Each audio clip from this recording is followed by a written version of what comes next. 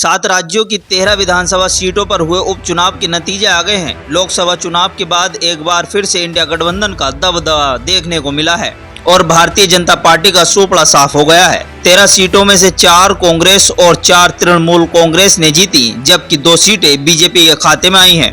वहीं तमिलनाडु में इंडिया गठबंधन की डीएमके को 1 सीट और पंजाब की जालंधर पश्चिम में आम आदमी पार्टी को जीत मिली है।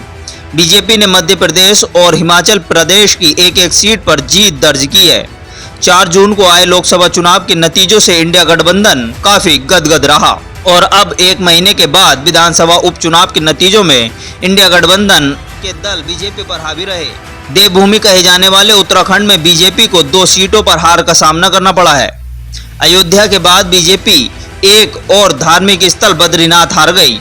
यहां पर कांग्रेस के लखपत सिंह ने बीजेपी के राजेंद्र भंडारी को 5000 से ज्यादा वोटों से हराया, जबकि उत्तराखंड की मैंगलोर विधानसभा सीट भी कांग्रेस के कब्जे में गई। उपचुनाव के नतीजों को देखने से साफ है कि लोकसभा चुनाव का असर अब भी देश में देखने को मिल रहा है। राजनीतिक एक्सपर्ट का मानना है कि जिस तरह से लोकसभा चुनाव के नतीजे आए थे, उससे विपक्षी दलों को काफी बूस्ट मिला है। एनडीए के लिए 400 पार का दावा करने वाली बीजेपी को 240 सीट पर रोकने के बाद विपक्षी गठबंधन के नेता फ्रंट फुट पर हैं। नेता विपक्ष राहुल गांधी ने संसद में जोरदार भाषण दिया तो कुछ ही दिनों के भीतर उन्होंने गुजरात, यूपी, मणिपुर जैसे राज्यों के एक के बाद एक दौरे किए। इससे कांग्रेस समेत विपक्षी दलों में नई ताजगी आ गई। पिछले 10 सालों में लगातार विपक्ष को हार मिल रही थी, जबकि यह ट्रेंड 2024 लोकसभा चुनाव के नतीजों ने बदल दिया। इसी वजह से माना जा रहा है कि विधानसभा उपचुनाव में भी लोकसभा चुनाव के नतीजों का प्रभाव देखने को मिला।